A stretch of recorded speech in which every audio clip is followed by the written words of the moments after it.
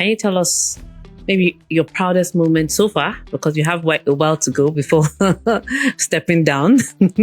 Can you tell us the proudest moment you've had to be the Chief Medical Director of the Lagos University Teaching Hospital? Okay, thank you very much. You didn't say proud, you said proudest. Yeah. So they have to pick one. Okay, I think it was when we first did the first stem cell transplant for cure of sickle cell disease. 2 August 2024. You know, our plan, when I became the CMO, our plan, part of the mandate given to us by the president and also by the minister of it, Professor Mohammed Ali Fatih. So, is that we are a tertiary hospital. We need to move to being a quaternary hospital. We need to provide some level of care that is higher than tertiary.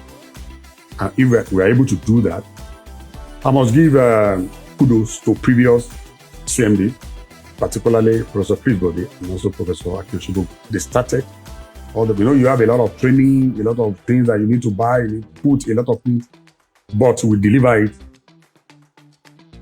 when I'm the CMD. We deliver it when I was sick, and it's a proud moment for me. And we have done that one session. I think we have done another session.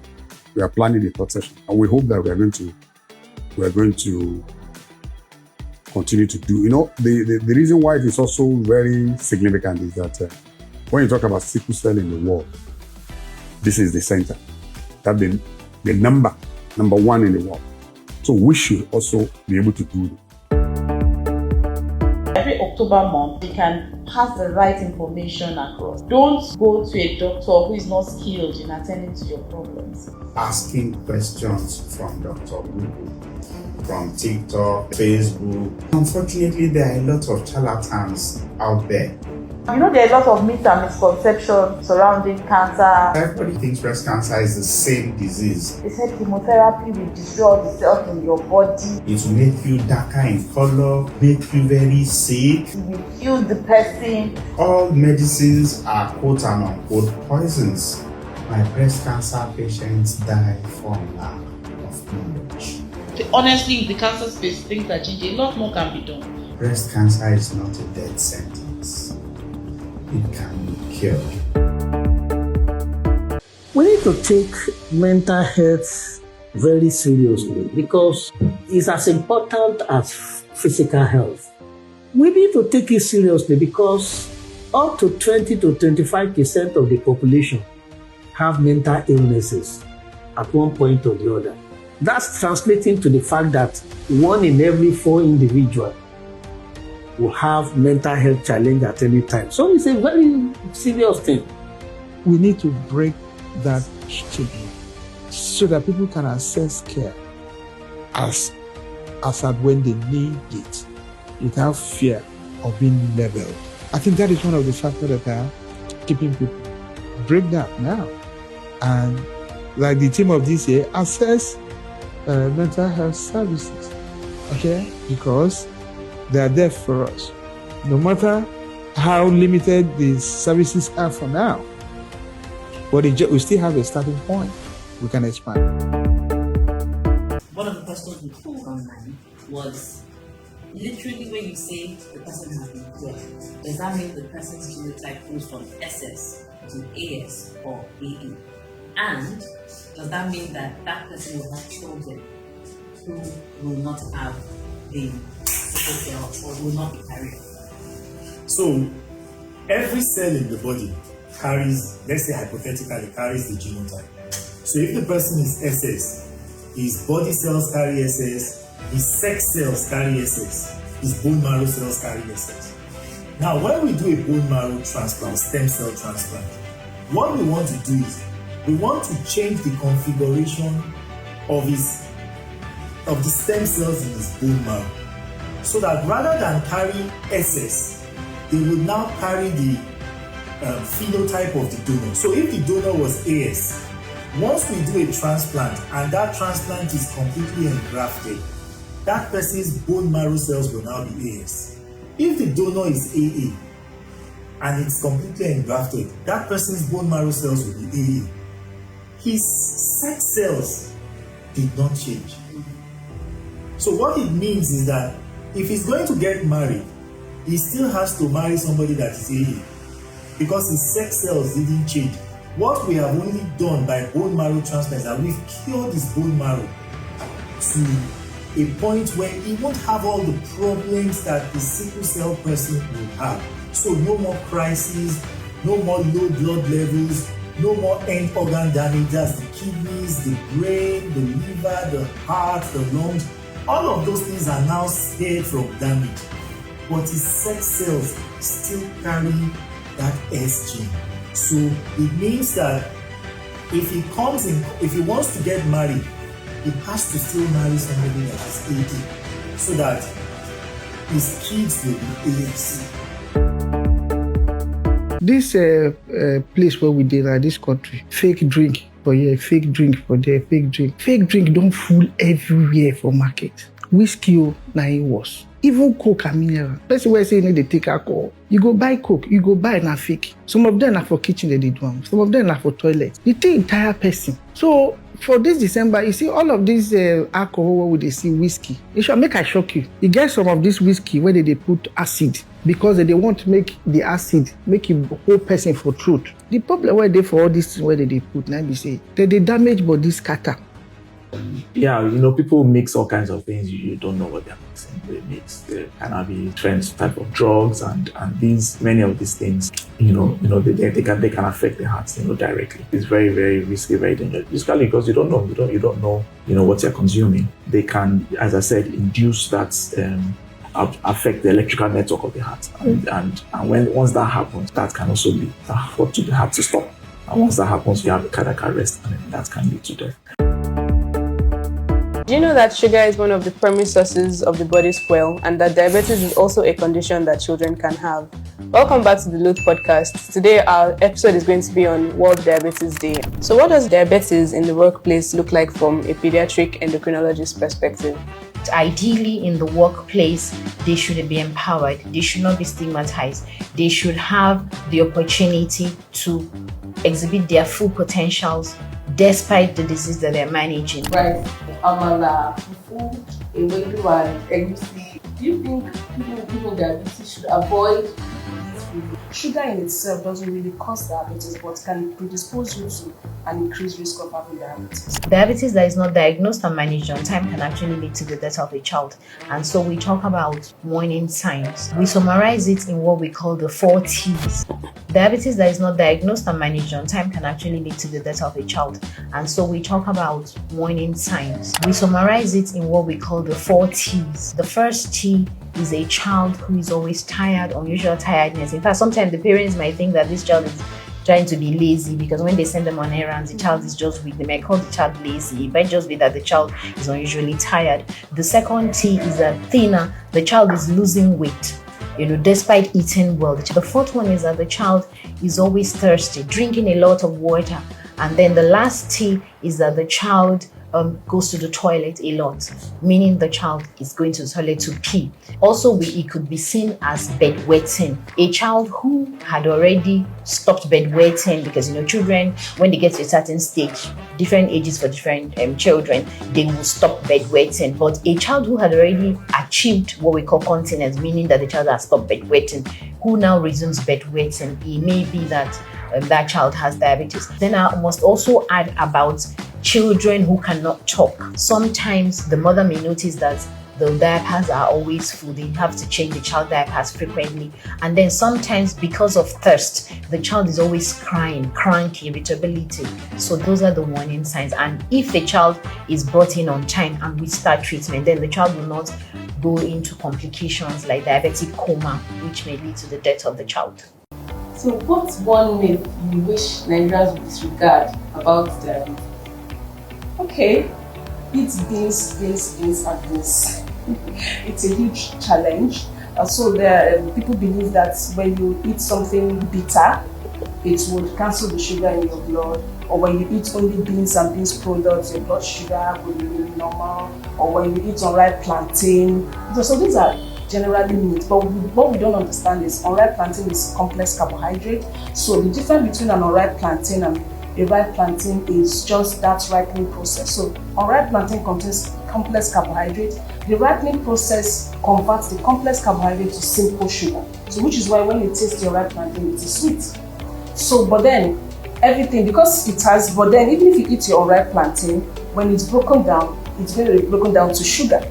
So quantity matters, is not something you can eat freely. And then people believe that, oh, beans is protein, and because it's protein, you can eat it as much as you want. But the truth about it is that every food contains all nutrients, but it depends on the quantity, and amount that it contains. So beans, we know, is a protein source, but then it also contains carbohydrate, about 50 to 60 or 75% of carbohydrate. So if you eat beans excessively without measure, it will end up increasing your blood sugar. So whatever you want to eat, be it beans, be it rice, be it unripe plantain, it must be measured so that your blood sugar is within the right level. In Nigeria, I think we are on the right track. 1.4% of Nigerians are living with HIV and AIDS. And what they say, that 1.4% is translating to about 2 million Nigerians that are living with HIV and AIDS today. We are also able to say of these 2 million Nigerians that are living with HIV and AIDS today, nearly 1.8 million people are already on antiretroviral drugs. Today, the most important thing really we want to communicate to the world that HIV is no longer a killer disease to anybody.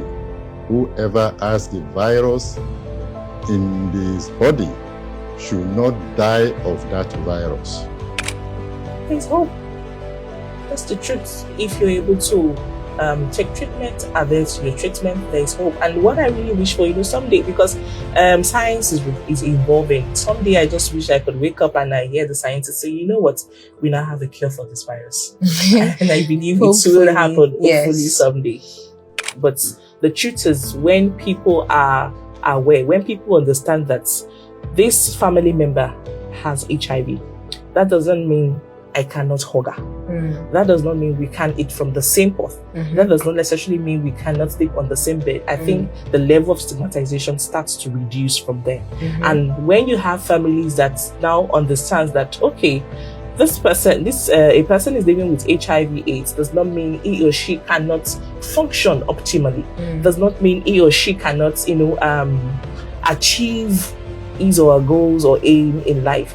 Then they themselves can then help to transcend the information to the larger society.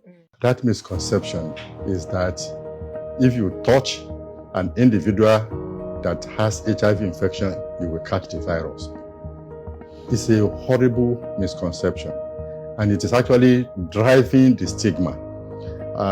And the stigma is such that it does not allow people who have the virus to come to test, to come to care, and it's a terrible thing. I use this type of question as a teaching point to let people know that sitting down, handshaking, pecking, using same eating utensils, sharing toilets does not transfer virus from one person to the other. More than 60 types of routine household contacts, including sharing your singlet, including sharing a bed, but not sharing sex, including sharing your toilet, sharing your heating, cooking utensils, and hugging, pecking.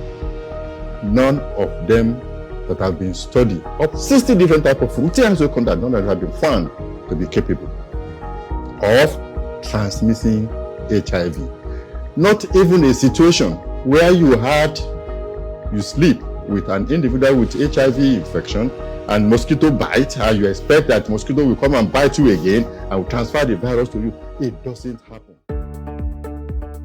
So Ebola is one of the diseases that belong to what we call viral hemorrhagic fevers. At its worst case scenario, it causes people to bleed and eventually die. Ebola particularly is the worst of them in terms of the mortality, in terms of how it affects people. But with the right care, with the right timely presentation, the right approach, we're having more people survive now than back then in 2014, where there was a massive casualty. From 2014, when it came out, in an outbreak, fear spreads faster than the organism itself, and people swing from one extreme of fear. When they find out that it's not as bad as we thought, people swing to the other extreme of it's nothing. I'd like you to share a message with your potential clients as you reopen the Ward E7 private wing. Thank you very much. For our current clients and potential clients, I want to tell you that we have upgraded. It's easier now. Appointments are easier. We have a system that reminds you of your appointments a day before and in the morning of the appointment. It's a system that is put in the EMR. And we also say that you do less of going about in the hospital when you come to the private wing, because most of the things you need to go and do outside are now done in-house. And it's going to be a lot of better experience than you have ever had. It's not easy for the government main hospital to handle things like cardiac surgeries, things like bone marrow transplant, kidney transplant, and all of that. So our plan is that we can domicile this in the private wing, and people who travel abroad, they don't have to travel because these things can be done here in Nigeria. And this center will be able to do all of this. Even though the main hospital is also building up to that, but because these are very financially intense procedures in its millions, and not many people in the general place can afford it. That doesn't mean that it cannot be done. So our goal is that all of this can be done in the private wing, and people don't need to travel abroad. That's one. And now we have made this place, and we hope to improve more on that, so that surgeries and more complex cases can be done here. We don't have to take patients outside of the private way to be able to get those things done. You can do an ophthalmology, you can do ENT cases in this private way. Has your child been vaccinated? If your child has not been vaccinated, please ensure that that child is vaccinated, and it should be optimal to the right age. A child who is not vaccinated is like when you build a house without a fence. Anybody can jump into your house. But when you have a fence, it takes the person a long time to climb that fence before they get to you, and then you would have prepared yourself. So if your child is not vaccinated, your child has no defense, has no protection at all. And that's what we are trying to do by advising the mothers to vaccinate their children to get enough protection, enough defense, so that they don't fall sick with any of the vaccine preventable infections. Thank you, Ma. So vaccines are safe. Okay, so leprosy is a chronic infectious disease caused by a bacterium. It affects the skin, it affects the peripheral nerves. It's caused by the Mycobacterium leprae, which is a slow-growing bacteria. It is contagious, but it's not highly infectious. It's spread by cough droplets, nasal droplets, if you're coughing, more from individuals who are infected. So it's not as if someone has leprosy today and you're sitting right next to them, you would get it. No, it's more of prolonged exposure to someone who is coughing, who is close to you, and who is who is actively infected. As a pharmacist, our role in ensuring that patients maximize any treatment they come to the hospital for is to first of all educate them. So when the patient comes to the pharmacy, we ask them about their medications, both the medications that they were using before they came to the hospital to present their complaints, and the medication that they are about to receive So we usually do a reconciliation between the past medication and the present medication. And then we also encourage them to learn the names of their drugs. Many people come and then ask them, what's the name of the drug you're using? And then they say, I don't know. In the best interest of the patients, we encourage them and educate them to know the names of their medications. The first thing I would say is once you have any ailments and it's disturbing you, please come to the clinic immediately. There is no barrier at the GOPC. You don't need a referral letter at the GOPC. Just come. Make sure you have the required information. Do not be shy to mention what your situation is at that point. Tell the doctor.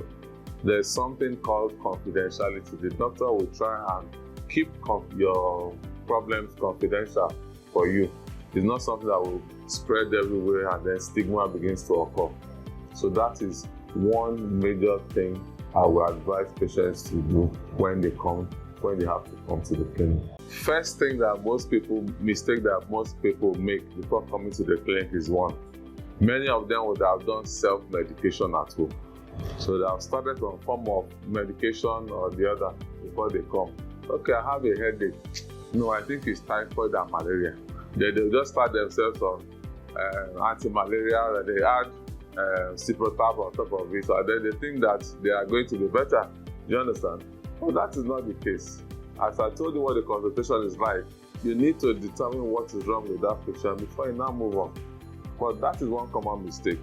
Second common mistake is that many of these people would have gone to other, I won't call them quacks, but at the same time I'll call them quacks, in the sense that they go to a chemist and lay their complaints to a chemist at a chemist. Of course, that chemist needs to sell, so he must prescribe and give them drugs to take home. So all those ones now, contribute to the delays that they will have before coming to the clinic. So, but if a patient comes to the clinic, immediately the symptoms are starting, he gets better care. So the issue of either drug resistance, delay, or misdiagnosis will not occur because he or she has come at the right time, to the clinic. The vital signs give us a baseline as to the health condition of that patient. Let me give you a typical example. A child walks into the clinic as soon as you check the temperature. There's a fever, a temperature of 39.5. It's a signal that something is wrong with that child. So at that point in time, you need to intervene. Otherwise, the child will convulse. The parent might not even know. And I've seen cases like that. Sometimes the way they dress the children, the child that has a fever, they put on 2-3 clothes at the same time, and the temperature is quite high. So at that point in time, we catch that fever and we ensure we abort the fever. So prevent that child from coming down with convulsion. If GOPD had a theme song, what would it be? GOPD has a theme song. Wow, so interesting. Mutu ti gbogbo wa ni. Kó má gbọ́rọ̀ dàrú. Forí kò sí ibòmíràn tí a lè lọ. Thank you. A child with cleft lip and palate has a lot of challenges. He has psychosocial challenges. He has speech challenges. He has nutritional challenges. He has ear challenges. He has dental challenges. He has challenges with the dentofacial. The way the upper jaw and the lower jaw, the way they relate. So, and the surgeon cannot do all that. So that's why you need a multidisciplinary team, cleft lip and palate. And one thing I always tell them that it is not because you have sinned. There are so many cultural beliefs. Someone will say it is because of what you ate. It runs in your family. Only God knows what your mother or your father did before this one happened. If you do this, if you do that. So that is also a very important aspect of cleft care. One thing that gives me joy in this cleft care is seeing these children as babies and seeing them grow into responsible citizens of the country. And then also seeing their parents, that initially when most of these parents, when they bring the children, they are so devastated. they will be crying. In fact, some of them will tell you that I can't take this baby home. Something has to be done. And then now seeing them, everybody being happy, being joyful after the care, and seeing them that, they are happy, they are grateful, that one gives me a lot of joy. And there are quite a lot of them. There was one child that was brought at a time as a baby. She gave birth, the mother gave birth at a traditional birth center. And the woman told us that this baby was tied to a tree or to something, and they were beating. A baby of 2 days old, and they were beating because they knew that he has an evil spirit. Wow. And now the child is going to school, the mother is happy, everybody's, there are so many stories. Glaucoma as a disease, to be honest with you, is not clearly understood. It's a complex disease. The eye may seem normal. The individual will tell you, my eye looks normal, but somehow I cannot see. So that is the disease glaucoma. It's a disease that creeps in on you without you knowing. Because when glaucoma starts, it does not affect what is right in front of you. It affects the sides vision, the periphery. And the unfortunate thing about disease glaucoma is once the damage is done, it's irreversible. And that is the pathway to blindness. Lassa fever is one of the family, and it's from a village in Borno State in Nigeria, where it was first discovered in 1969. We have stopped naming diseases after places, because if you are not careful, you are going to stigmatize the people from there. Say, where are you from, Lassa? So that I kill everybody, so it becomes a bit of a problem. So we've stopped that. But that was where it was first discovered. And it's an endemic problem here in this part of the world. Usually it's a Nigerian stroke West African problem, meaning that it's not everywhere. It's endemic here, it's with us all year round, but then we do tend to have outbreaks every year from around January till about April. We are in the throes of an outbreak right now, and what happens is caused by a virus, and when it happens, it's a bit subtle because it mimics a lot of other common illnesses. And if you are not careful, you are not going to be able to do a quick and good diagnosis and start treatment early. But it can be treated, and it's also easily transmissible. You actually get it from 2 ways: either from rats to human beings, when people get in contact with rats droppings, rat excreta or rat urine contaminating food items, people eat it like that, or people eat rats directly. That also happens. And then you can also get what we call the human to human transmission, which is what usually happens a lot of times in the hospitals and in the communities. For example, if somebody has Lassa fever and is not buried properly, then it can transmit that virus to other people at the burial. And we see a lot of that. People just returning from a burial and they have also some. One of the most powerful lessons in this journey of managing children with special needs and Down syndrome is the stories the families tell, and the stories of achievement despite the disability or the problem. I know someone whose child with Down syndrome has brought so much fame to Nigeria by the child's involvement, now an adult, in Special Olympics. This individual has gotten more gold medals for Nigeria, representing Nigeria in Special Olympics, than the abled athletes combined. That is a very powerful testimony of achievement and ability despite the disability. When families hear those stories, and that's one of the things we have to encourage families to tell their stories of how they have overcome. Like I said, the diagnosis doesn't go away, but what changes is how they have dealt with the problems and how they have overcome the problems and how they have managed to ensure some kind of learning takes place despite the problem. Once people see, not just hear it from a health worker like me who sees them, and because of confidentiality, I cannot tell you their story. But they can come and say, this is my story, all right? So I think when people see that, oh, they can be educated, they can achieve. I mean, if you go online, you will see movies and programs involving where people with Downs are acting. They're not likely to be rocket scientists, but they can do things that can tell a story, because they can tell a story. These children, they speak, they talk, they interact, they go to school, they learn. So why can't they articulate some thoughts? And they do. I see them. And those are people with Down syndrome. There's a famous racing driver, Formula 1 racing driver, whose brother is living with a disability. That brother also drives fast cars. Wow. Yeah. So the story is powerful. You see, it's to see the examples. Finding ability in disability, and that's just one of the biggest hope, because we know that there are no limitations, no matter, even if the limitations are looking so, there are actually no limitations. The mindset is what to change. Absolutely. If your child is not behaving like another child, go and speak to somebody. Come to a place like LUTH. You see, we have specialists. I think it's the first thing is to get information. Let's make a right diagnosis. I've had so many children who are wrongly diagnosed. Oh, it is Downs and it's not Down, or it is Downs and it is something else. So let's get the correct diagnosis first. Like I said, Downs is something that can be easily identified. So let's get it. Now, once we get the diagnosis, it's also important to see the right specialist who will then do a thorough examination and identify, are there other problems?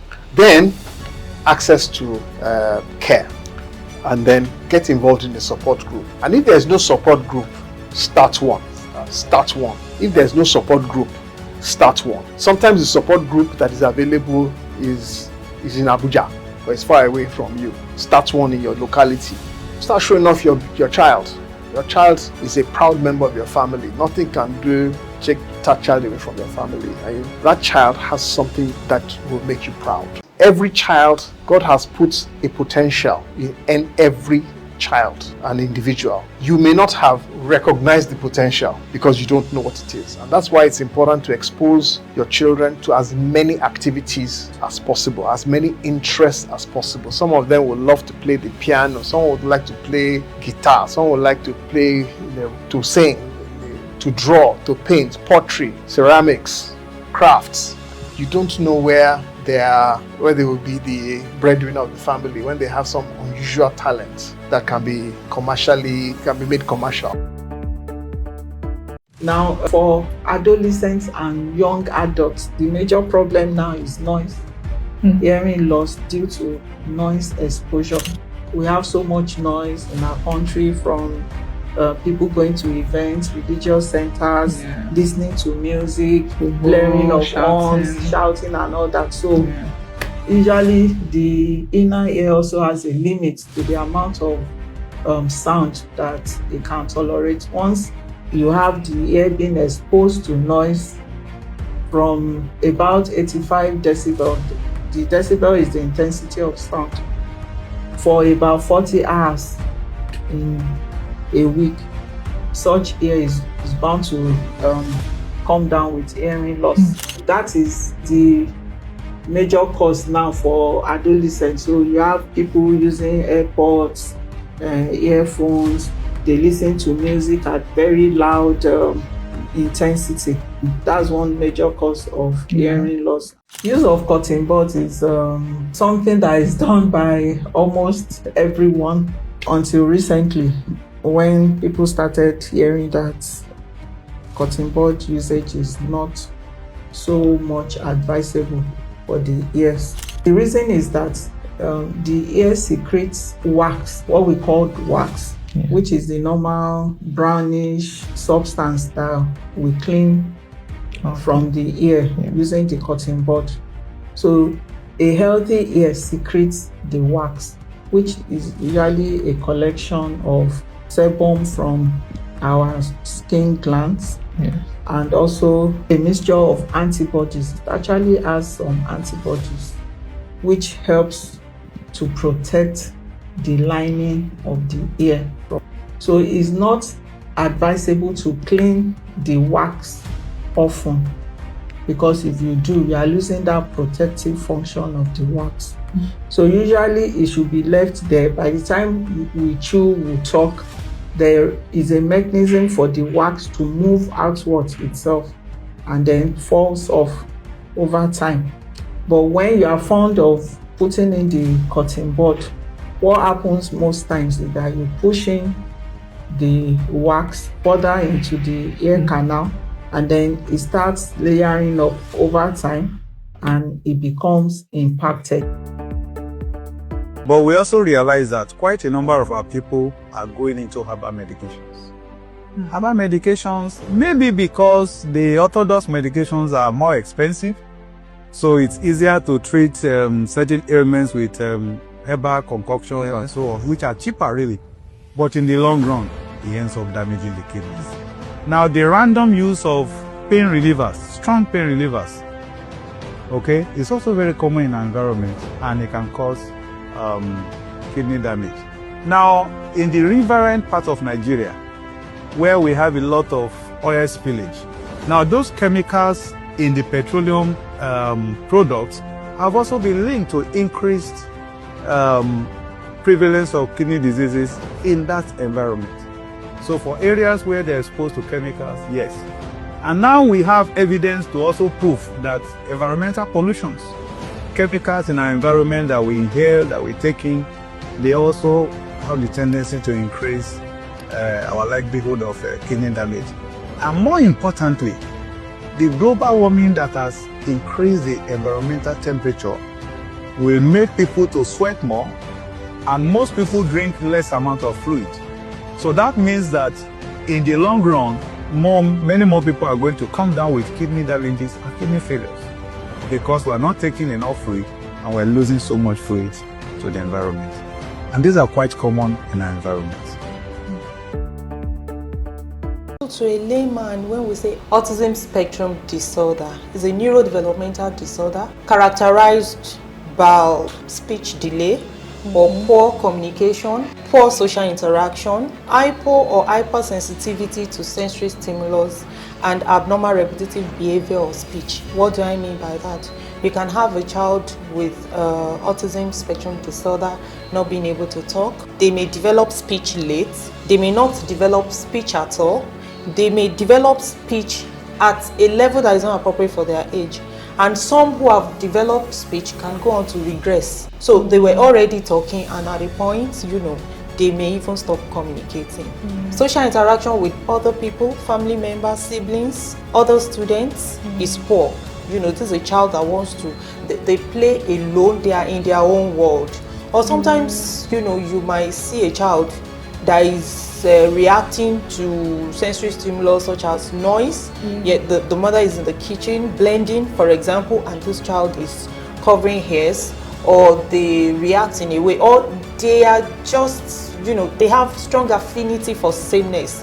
They don't like change in their routine, for example. So such a child might actually qualify for a diagnosis of autism spectrum disorder. For children that are autistic, they also have sensory needs. So when we say sensory need, we're talking about your hearing, your talking, so those are things that they also react to. Some children that are autistic react to noise. Some react to lights. So you have to be able to understand that, this particular. When it comes to patient care, having a social worker to intervene early is extremely important, because it allows them to identify their psychosocial factors that will help patients' overall care and treatment. So it's very important for the social worker to get involved right from the onset.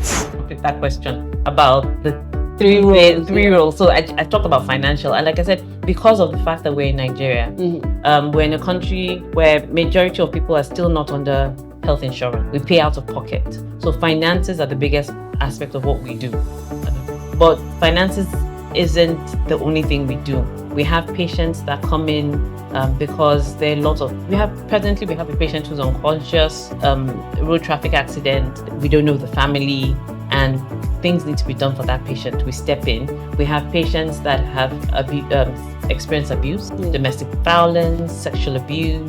We have patients that are being abused because of nature of their disability. It might be an elderly person going under elderly abuse. It might be some mental health challenges. We are not psychiatrists or doctors, but we're skilled to address basic mental health challenges, to be able to identify it and determine whether we want to escalate it to the psychologist or psychiatrist. So